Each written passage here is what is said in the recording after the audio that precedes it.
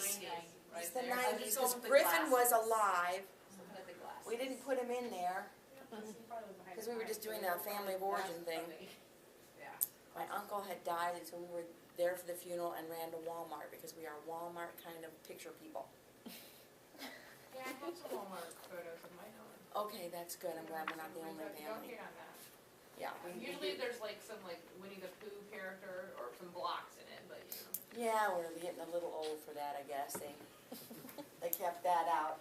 So, what does this picture tell you about this family? Interesting that the women are in the back and the men are in the front. Yes, interesting that there is a gender issue in this family. There's a gender structure. Definitely a gender structure here. So there are different rules for the women, there are different rules for the men. Yep, and there's closeness with the women and a alignment with the women and an alignment with the men, right? What else does this, the way we are positioned, suggest to you about the structure of this family? Your dad's in the front, and then the three kids are kind of closer to your mom together. Good, yes, yeah. There is definitely the four of us, because Dad is out in the front, so there's the four of us. What else is there? Well, both men in the There's the two of them, and the three of us, which you guys have already noticed is gender related, but it's also related to, I mean, what would you think that you would maybe see in a picture like this with a family? Mom and dad together. Yeah. Does that not scream my family? Look at that. So did the photographer just said stand however, or did? Yeah, you know, we kind of went in there. We didn't have much time. We were just stopping by Walmart to get a quick picture. We set ourselves up. I got this picture in the mail, and I started screaming. I was like, "Oh my God! Look at this dysfunctional family! You can see it. It just screams exactly our structure. This just is so representative." And any other family, I think, a healthy family, I might say, had they done this, there would have probably been Mom here sitting next to Dad and George back here with the sibling group. Mm-hmm. George is 6'2". But usually the photographer says, you know, we're having 100 photos. Mom and Dad, you come here, kids. Like when the photographer says You would something, think, they say, and we Mom and struggled Dad because together. listen to this. I had to stand on a cart with lots and lots of books because he's 6'2", and I'm 5'2", and you can barely see me. Yes, it is. He's still covering me up. And so, but Do you often have to try to be heard, Grace? huh? Do you often have to, you know, make yourself heard or seen? Well, I'm the Do middle. you have to I'm the stand middle, on right? books all the time? You know what they say about the middle child?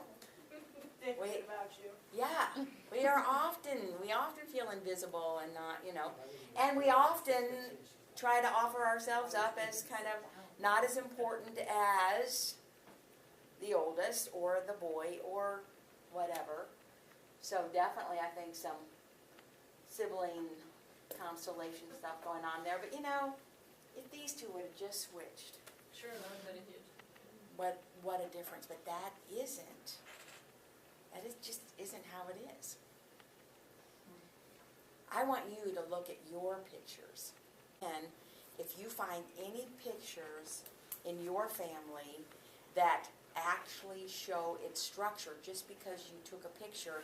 I mean, every single semester students bring in pictures that show their family structure because of the way they took the picture. You can see that Junior isn't as close to Barb and Don, it's amazing. You will see it. This is what structural family therapy is all about, is that there are observable patterns of interaction. You can see them, the way that people kind of organize themselves in their family. You will be able to see. You'll be able to see it when they come into your office. You'll be able to see it in pictures. You'll be able to see it in their interactions. And so these are visible behavioral patterns of interaction. So So look and see if you can find a picture to share. It'll be like what would we say? Show and tell. Structural family therapy, we set out to alter the structure so that we can make the family more functional.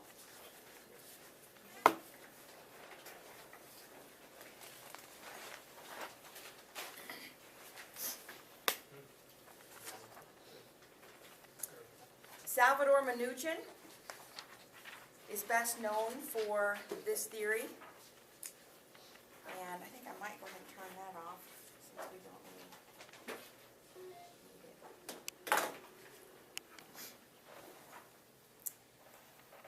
need it. And he began working with inner city families and needed something a little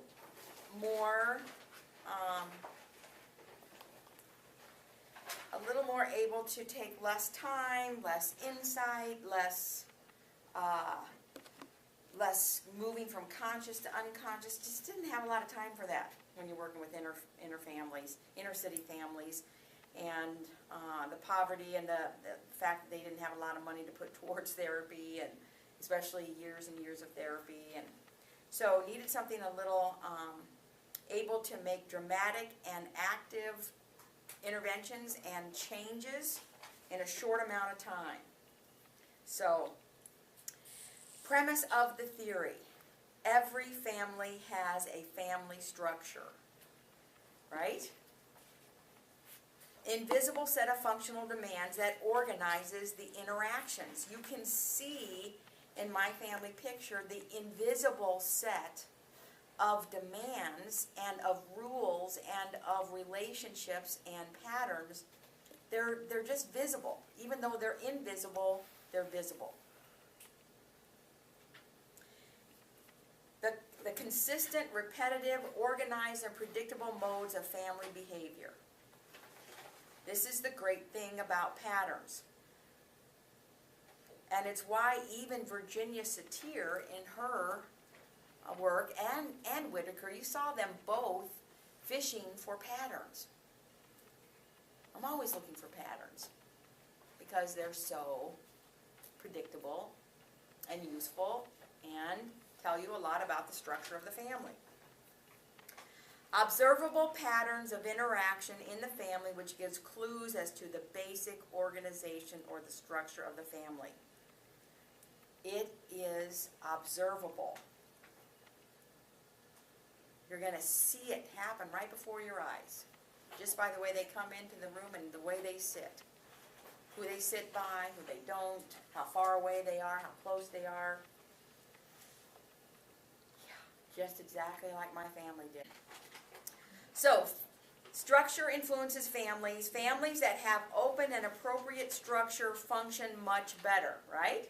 That's pretty easy. Open and appropriate structure, which means that typically the marital unit is pretty solid and stable and healthy. If that's healthy, there's a lot more healthy things that usually happen. If that's not healthy, it's really difficult. It's really difficult. Emphasizes family as a whole plus the interactions between the subunits. Again, that idea that systems are greater than the whole, than the sum of its parts. The whole is greater than the sum of its parts.